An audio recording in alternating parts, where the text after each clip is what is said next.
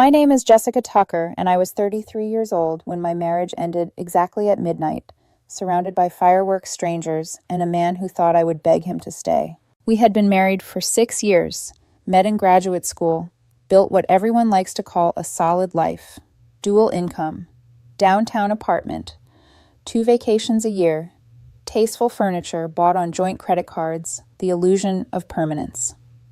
He worked in pharmaceutical sales, the kind of role where bonuses came fast and conversations revolved around numbers, with too many zeros. I worked in corporate finance, steady, reliable, invisible by comparison. We split expenses proportionally. He made more, I contributed less. On paper, it was fair. In practice, it made him feel important and me feel replaceable. New Year's Eve began like every other performance we'd perfected. Rooftop party downtown. His coworkers, not mine. People I'd met enough times to recognize, but never enough to matter to. High earners, loud confidence, champagne poured like water. Conversations about resorts, private equity promotions that hadn't happened yet, but were spoken into existence anyway. I stood near the railing with a single beer, watching him blend effortlessly into the crowd, laughing at jokes I wasn't invited to hear. At around 11:30, he touched my elbow and guided me away from the noise toward a quieter corner of the roof. The city stretched beneath us, all lights and expectation. Music thumped behind us. People were already shouting countdown numbers that meant nothing yet. "We need to talk," he said. "Now?" I asked. "Yes, now. I can't keep pretending." That word, pretending, it landed heavier than the cold air. He didn't raise his voice, didn't look nervous. He spoke the way people do, when they've rehearsed something so many times it stops feeling cruel. He told me he wasn't happy, that the marriage wasn't working, that he didn't want counseling or space or time. He wanted out. I suggested therapy anyway. Reflex, not hope. "I've already spoken to a lawyer," he said. 3 weeks ago. I'm filing next week. Consider this your official notice." Behind him, someone started counting. 10, 9, 8. Fireworks from a neighboring building burst early, premature, and messy. I nodded. Notice received. The countdown hit 0. The sky exploded in color. Cheers erupted around us. Couples kissed. Glasses clinked. A new year began for everyone else. He watched me closely. Too closely. "Why are you smiling?" he asked. "I'm appreciating the timing," I said. Very theatrical. "This isn't funny." I didn't say it was. He looked unsettled, like I'd skipped a line in the script he expected me to follow. He asked what happened next. I told him we'd divide everything fairly, that his lawyer could contact mine, that we could do this civilly. "That's it?" he asked. "You're not going to fight this? Would it change your mind if I did?" "No." "Then there's nothing to fight about." We left the party 20 minutes later. His coworkers watched us go curiosity sharp behind their smiles. The Uber ride home was silent. He kept glancing at me like he was waiting for something, tears, rage, collapse. I gave him none of it. I watched the city celebrate a future I was already prepared to enter alone. At home, he went straight to the bedroom. I stayed in the kitchen, made coffee. I didn't intend to drink, sat at the table in the dark, and pulled out my phone. I sent 3 messages. The first to my divorce attorney. The second to my accountant. The third confirmed something that had been set in motion weeks earlier. I went to bed just before dawn, calm, in a way that only comes when the worst thing has already happened and you're still standing. I didn't sleep much that night, but not for the reason people expect. It wasn't shock keeping me awake, it was memory. Once the silence settled into the apartment and his breathing evened out beside me, everything I'd known for months replayed itself with brutal clarity, like my mind finally had permission to stop pretending. I found the burner phone in October. It was tucked into the side pocket of his gym bag, zipped, but not carefully, the way people hide things when they assume they'll never be searched for. I remember standing in the laundry room, with the bag open, the hum of the dryer filling the space, telling myself I was imagining it, that there was some innocent explanation, that married people don't usually carry a second phone unless they're cheating or planning to disappear. That night he drank too much wine at dinner. Celebrating a bonus, he said. He fell asleep quickly, heavy and unguarded. I lay awake for hours before I finally reached over, lifted his hand, and pressed his thumb to the phone screen. It unlocked instantly. I wish I could say I stopped after the first message, that I closed the phone and confronted him, that I cried or screamed or threw something. I did none of that. I sat there in the dark reading. The messages weren't just flirtation. They were logistics, schedules, complaints about me written like footnotes, jokes about how I wouldn't see it coming, plans about timing New Year's specifically, divorce filings, asset division, how to make sure he walked away clean while I was left confused and scrambling. The woman he was sleeping with wasn't a stranger. She was his regional manager, married, 2 kids. Power imbalance, secrecy, arrogance wrapped together and disguised as romance. They talked about their divorces like synchronized launches, January filings, a few quiet months, then going public. A new life built on the assumption that consequences were for other people. What gutted me wasn't even the affair itself. It was how thoroughly I'd been written out of my own marriage while still expected to perform in it. I paid bills, planned trips, asked how his day was. Meanwhile, he was funneling money into accounts he thought I didn't know about, calling them bonus savings, treating marital assets like personal exit funds. I put the phone back exactly where I found it, zipped the bag, folded the laundry, went to work the next morning, and smiled through meetings like nothing had happened. I didn't confront him because confrontation would have warned him, and warning him would have cost me leverage. Instead, I started preparing. I consulted a divorce attorney, quietly, one recommended by a colleague who knew how to keep her mouth shut, then a forensic accountant. I brought bank statements, tax returns, screenshots, timelines. We traced everything, every transfer, every hidden account, every lie dressed up as financial planning. November and December passed in a blur of pretending. Dinner dates, holiday parties, his hand on my back in public, familiar and false. I watched him rehearse his exit while believing he was in control of the timing. By the time New Year's Eve arrived, I wasn't waiting to be blindsided. I was waiting for him to speak first. That was the part he never understood. He thought the calm on my face at midnight meant I didn't care. He never considered the possibility that I already knew exactly how the next few weeks would unfold down to whose phone would ring first. I woke up at exactly 6 a.m, the way I always did on workdays, even though it was New Year's Day. Habit is a strange comfort when everything else is shifting underneath you. I moved quietly through the apartment, made coffee, toasted bread, cracked eggs into a pan, and set 2 plates on the table like it was any other morning we'd ever shared. If I was going to watch his world tilt off its axis, I wanted it to happen against a backdrop of normalcy. He came out of the bedroom around 8, hair-rumpled eyes, dull with leftover champagne and confidence. He looked surprised to see breakfast waiting. "You're up early," he said. "So are you," I replied evenly, sliding a mug toward him. "Coffee?" "Yeah, thanks." We sat across from each other in a silence thick enough to bruise. His phone lay face down near his plate. Mine stayed in my pocket, vibrating occasionally with messages I didn't need to read yet. I watched him eat, watched the way his leg bounced under the table, watched him glance at me like he was trying to solve a puzzle he hadn't expected. At 8:47 a.m., his phone rang. "Unknown number." He frowned, then answered cautiously. "Hello?" I saw the color drain from his face in real time. "Yes, this is he." "What? When did this happen?" He straightened in his chair, free hand gripping the edge of the table. "No, that's not possible. There must be some mistake." He stood up, pacing now, voice rising. $30,000 doesn't just disappear overnight. I took another sip of coffee, said nothing. He hung up slowly and stared at his phone like it had betrayed him. "Someone drained my private savings account," he said. "Everything's gone." "That's awful," I said quietly. "Sounds like identity theft. You should call them back." "I am. I'm going to call them right now." For the next hour, I listened as his panic escalated call by call. Bank, credit cards, investment accounts. Each conversation peeled away another layer of certainty. The accounts he thought were invisible weren't just empty. They were frozen, reversed legally, untouchable. "How is this possible?" he demanded into the phone. "My lawyer said these funds were protected." I looked up from my plate. "Which lawyer?" "The one I consulted last month," he snapped. "The one who's representing me." "You might want to ask them about that," I said gently. He did. 20 minutes on hold, his foot tapping hard enough to rattle the floor. When someone finally answered, his voice dropped, then rose again. "What do you mean you can't represent me anymore? I paid a retainer. Last week. Conflict of interest." "That doesn't make sense." He hung up without saying goodbye. "They dropped me," he said, disbelief cracking his voice. "Said they can't take my case." I nodded slowly. "That's unfortunate." What I didn't say was that I'd made sure of it weeks earlier. I'd consulted that firm first, a junior partner. Brief meeting enough to establish attorney-client privilege.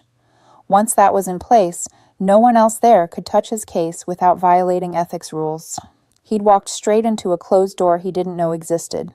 His phone rang again before he could speak. This time he recognized the number. He answered quickly.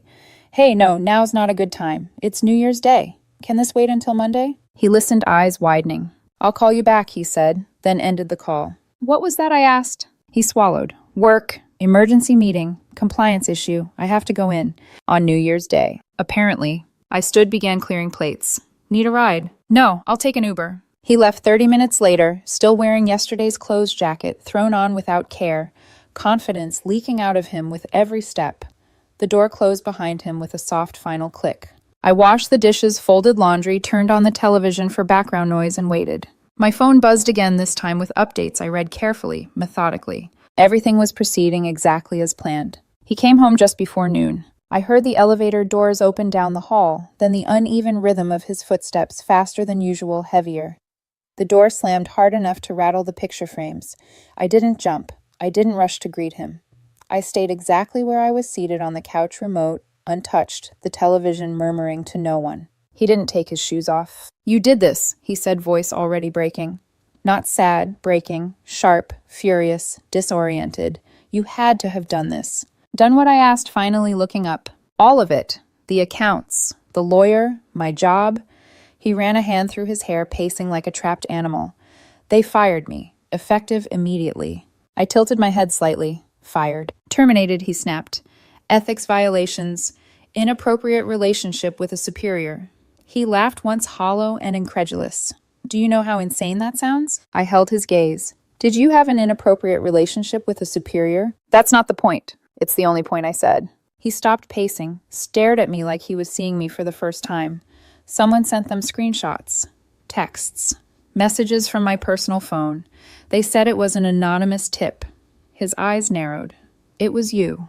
"When would I have gotten screenshots from a phone I didn't know existed?" I asked calmly. He opened his mouth, closed it again.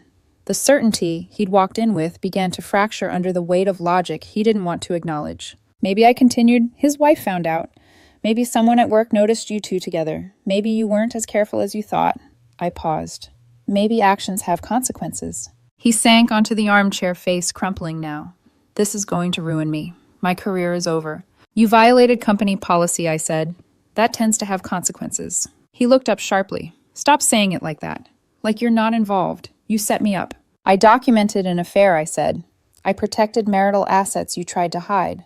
I made sure you couldn't hire a conflicted lawyer. Those aren't setups, they're responses." Silence stretched between us, thick and suffocating. "You knew," he said finally. "This whole time, you knew."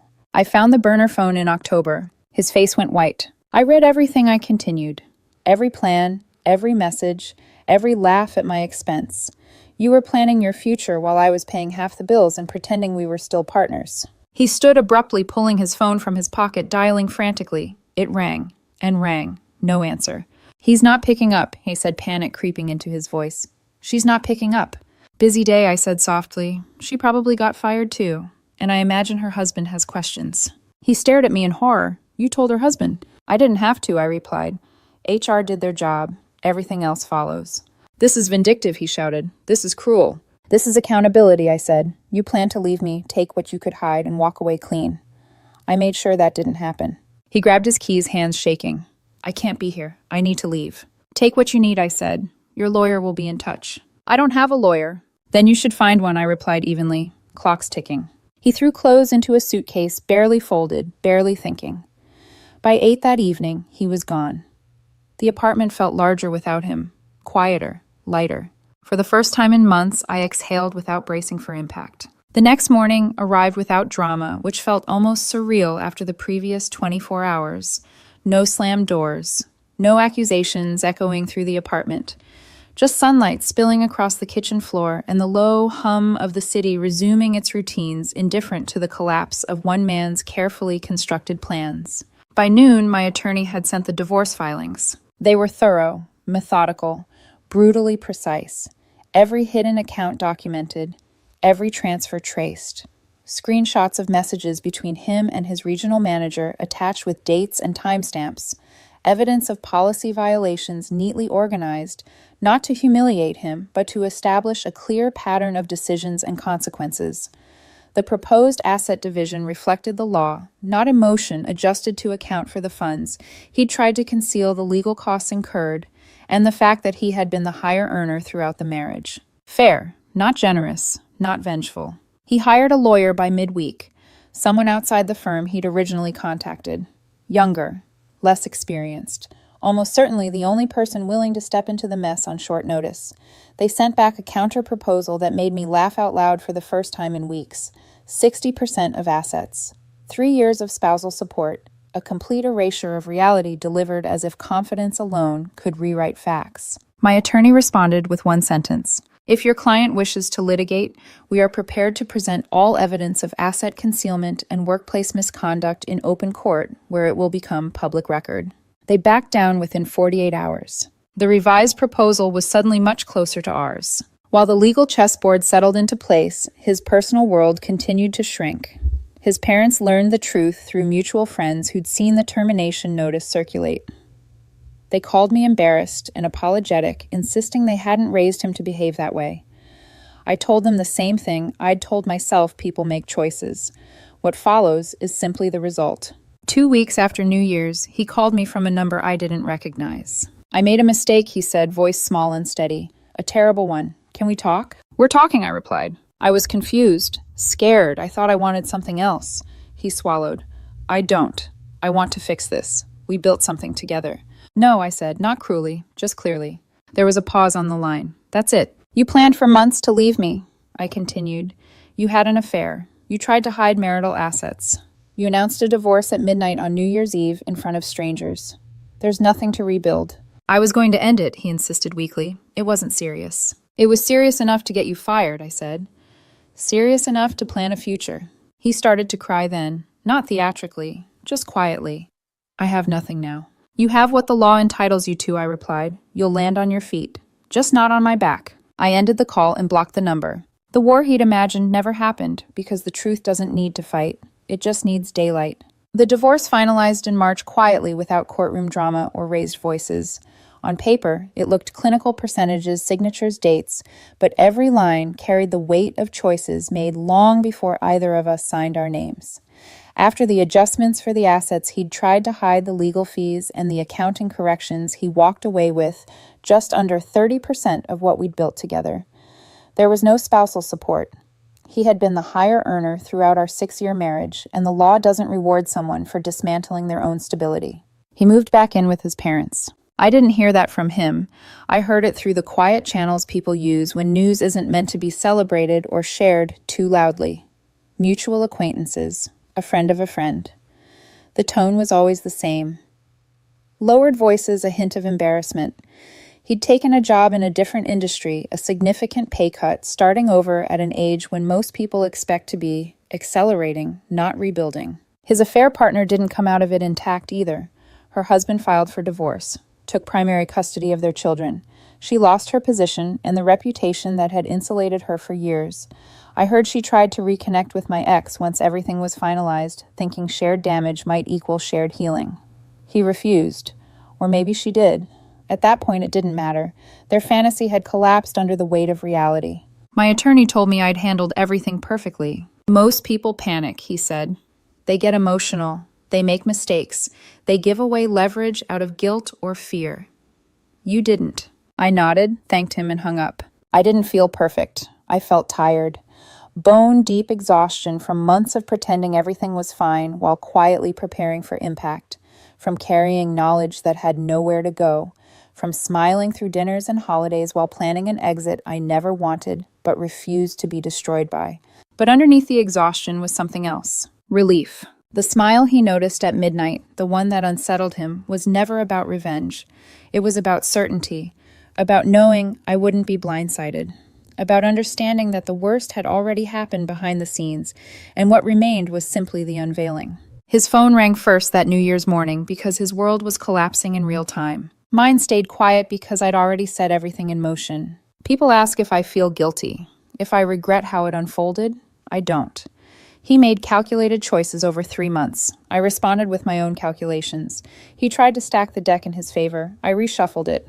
The silence after his phone call said everything, because by then he had run out of moves. No hidden money, no sympathetic lawyer, no high-paying job waiting on the other side, no affair partner standing by. Just consequences arriving